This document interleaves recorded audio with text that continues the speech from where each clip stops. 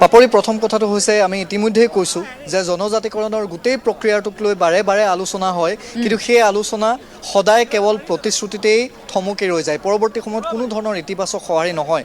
আৰু প্ৰতিটো নিৰ্বাচনৰ প্ৰাক মুহূৰ্তত সদৌ টাই আহোম ছাত্ৰ সন্থাই কওক বা বিভিন্ন ছয় জনগোষ্ঠীৰ যি নেতৃত্ব, সেই নেতৃত্বই তেওঁলোকে প্ৰতিবাদী কাৰ্যসূচী তেওঁলোকে সাব্যস্ত কৰিবলৈ বাধ্য হয়। আৰু আজিও শিৱসাগৰত বৰ্ডিং খেলপথাৰত 50,000 লোক, 55 লাখ আহোম জনগোষ্ঠীৰ মাত্ৰ 50,000 লোক ইয়াত সমবেত হ'ব। আৰু তেওঁলোকে এটা বিশেষ বাৰ্তা ইয়াৰ পৰা প্ৰেৰণ কৰিবলৈ চেষ্টা কৰিব বা ৰাজ্য চৰকাৰলৈ জনাব যে 2026 আহি আছে, 2026ৰ প্ৰাক মুহূৰ্তত জনজাতিকৰণৰ এই গোটেই প্ৰক্ৰিয়াটো যদি আকৌ থমকি ৰয়, তাৰ ফলাফল কি হ'ব, সেয়া এটা শেষ সকিয়নি তেওঁলোকে দিবলৈ ইয়াৰ পৰা চেষ্টা কৰিছে। ফটো সাংবাদিক সৌৰভে দেখুৱাই যাব যে হাজাৰ হাজাৰ মানুহ এতিয়া সমবেত হৈছে এই প্ৰখৰ ৰ'দ, সেইবাবে বৰ্ডিং খেলপথাৰৰ যি গেলাৰী, সেই গেলাৰীটো তেওঁলোকে গৈ তাত আসন গ্ৰহণ কৰিছে।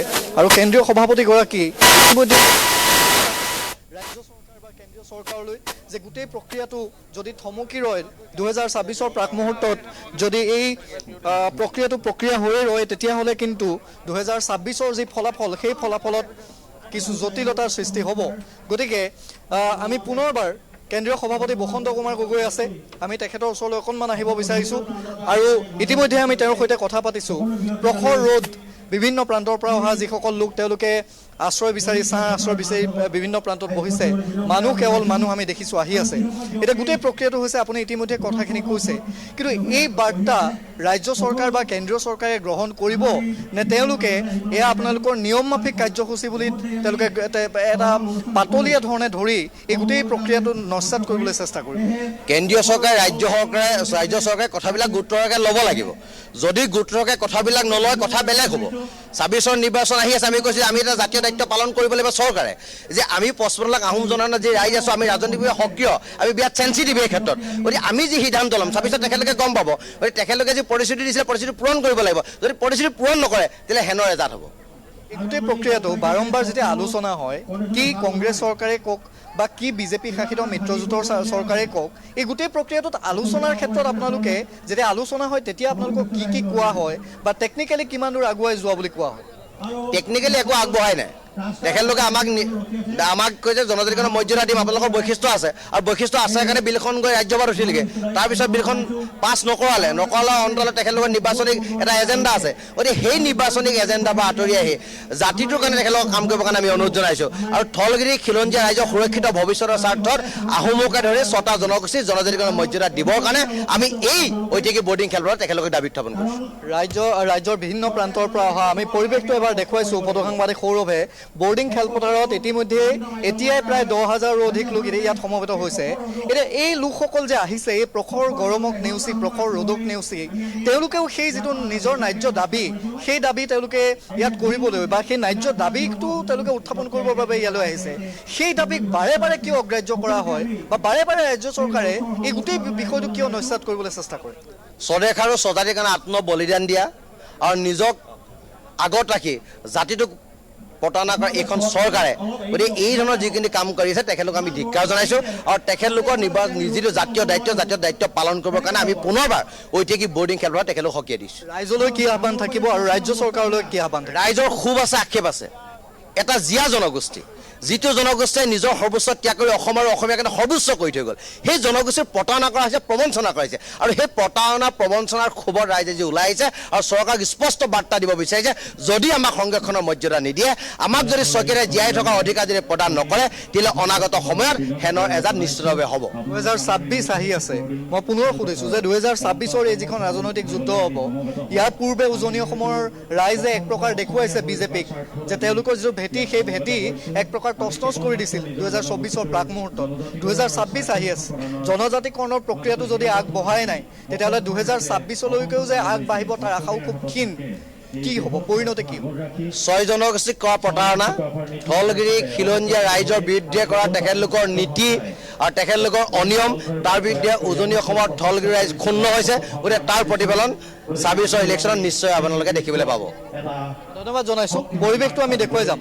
ফটো সাংবাদিক সৌৰভে দেখুৱাব যে ইয়াৰ যিটো পৰিৱেশ, হাজাৰ হাজাৰ মানুহ বিভিন্ন প্ৰান্তৰ পৰা আহি আছে আৰু প্ৰখৰ ৰ'দকো নেওচি তেওঁলোকে কেইবা শতাধিক বাছেৰে এই যে মানুহ ইয়ালৈ আহি আছে, তেওঁলোকৰ এটাই মত, এটাই তেওঁলোকৰ দাবী যে এই যে 55 লাখ লোক থকা যিটো জনগোষ্ঠী এই 55 লাখ লোক থকা এই জনগোষ্ঠীটোক পূৰ্বৰে পৰা চলি অহা যিটো জনজাতিকৰণৰ দাবী বা স্বায়ত্ত শাসনৰ দাবী এই দাবীটো ৰাজ্য চৰকাৰে কিয় নস্যাৎ কৰিবলৈ চেষ্টা কৰে বা কিয় অগ্ৰাহ্য কৰিবলৈ চেষ্টা কৰে যিটো সময়ত বাৰে বাৰে কৈ থকা হৈছে যে এই দাবী নোহোৱা পৰ্যন্ত তেওঁলোক ক্ষান্ত নাথাকে এই দাবী তেওঁলোকে এই যিটো দাবী এই দাবীৰ ন্যায্যতা প্ৰদান নকৰা পৰ্যন্ত তেওঁলোকে ক্ষান্ত নাথাকে কিন্তু তাৰ পিছতো ৰাজ্য চৰকাৰখনে বা কেন্দ্ৰীয় চৰকাৰে কিয় গুৰুত্ব প্ৰদান কৰা নাই সেইটো আজিৰ দিনটোত আটাইতকৈ ডাঙৰ কথা 2024ৰ যি লোকসভা নিৰ্বাচন আছিল সেই 2024ৰ লোকসভা নিৰ্বাচনৰ প্ৰাক মুহূৰ্তত যিটো সময়ত উজনি অসমৰ পৰা এটা প্ৰতিবাদী কাৰ্যসূচী সাব্যস্ত হৈছিল বা এটা প্ৰতিবাদৰ ঢৌ সাব্যস্ত হৈছিল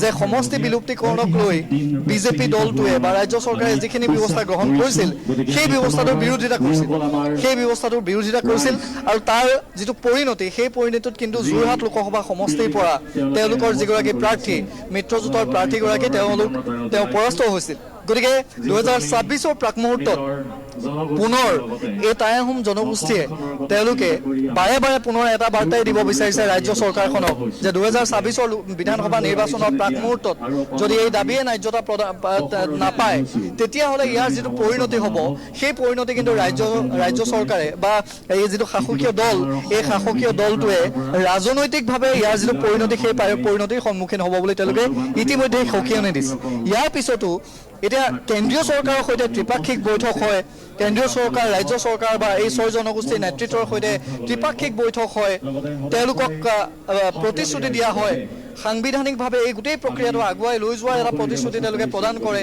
কিন্তু তাৰ পিছত কাৰ্যত বাস্তৱ ক্ষেত্ৰত কোনো ধৰণৰ ফলাফল তেওঁলোকে নাপায় আৰু সেইবাবে এই 55 লাখ লোকে বাৰে বাৰে দাবী উত্থাপন কৰি আহিছে যে অতি সোনকালে জনজাতিকৰণ বা স্বায়ত্ত শাসনৰ যিটো প্ৰক্ৰিয়া সেই প্ৰক্ৰিয়াটো কাৰ্যকৰীকৰণ কৰক অন্যথা এই যি 2026ৰ নিৰ্বাচনে কওক বা প্ৰতিটো নিৰ্বাচনত তেওঁলোকে সেই সকিয়নি দিয়ে বা এইবাৰো সেই সকিয়নি দিছে যে 2026ৰ বিধানসভা নিৰ্বাচনৰ প্ৰাক মুহূৰ্তত যদি এই গোটেই বিষয়টো তেওঁলোকে কাৰ্যকৰীকৰণ নকৰে তেতিয়াহ'লে শাসকীয় দলটোৱে দীৰ্ঘদিনৰে পৰা যি আলোচনা বিলোচনা চলি আহিছিল ৰাজ্য চৰকাৰ বা কেন্দ্ৰীয় চৰকাৰে যিখিনি দীঘলীয়া বৈঠক তেওঁলোকৰ সৈতে আলোচনা কৰি আহিছিল সেই আলোচনা কিন্তু ফলপ্ৰসূ নহ'ল আৰু তাৰ পৰিণতি ৰাজনৈতিকভাৱে তেওঁলোকে সন্মুখীন হ'ব লাগিব বুলি স্পষ্ট বাৰ্তা দিছে গতিকে আৰু কিছু মুহূৰ্তৰ পিছত কেন্দ্ৰীয় সভাপতিগৰাকীয়ে ভাষণ প্ৰদান কৰিব প্ৰায় এতিয়াও 10,000তকৈ অধিক লোক ইয়াত সমবেত হৈছে আৰু 40,000 মানুহ আহি আছে বিভিন্ন প্ৰান্তৰ পৰা কেইবা শতাধিক বাছেৰে আহি আছে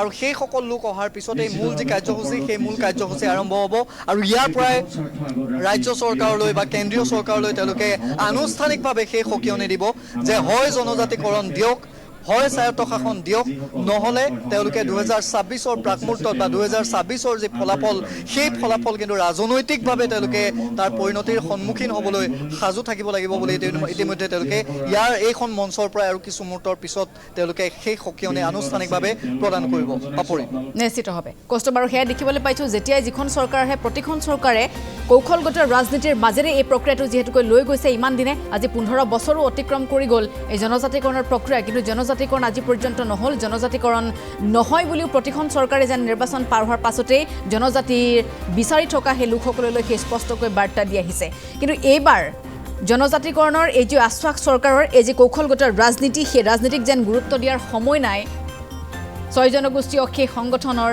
নেতৃত্বৰ আৰু সেইবাবে আজি স্পষ্টকৈ বাৰ্তা শিৱসাগৰ বৰ্ডিং খেলপথাৰৰ পৰা 50,000 লোকৰ উপস্থিতিত তেওঁলোকে সেই বাৰ্তা দিবলৈ বিচাৰিছে জনজাতিকৰণ কৰক অন্যথা এবাৰ নিৰ্বাচনৰ সময়ত হেনৰ এজাত হ'ব আমাৰ পোনপটীয়া সম্প্ৰচাৰ অব্যাহত থাকিব বৰ্ডিং খেলপথাৰৰ পৰা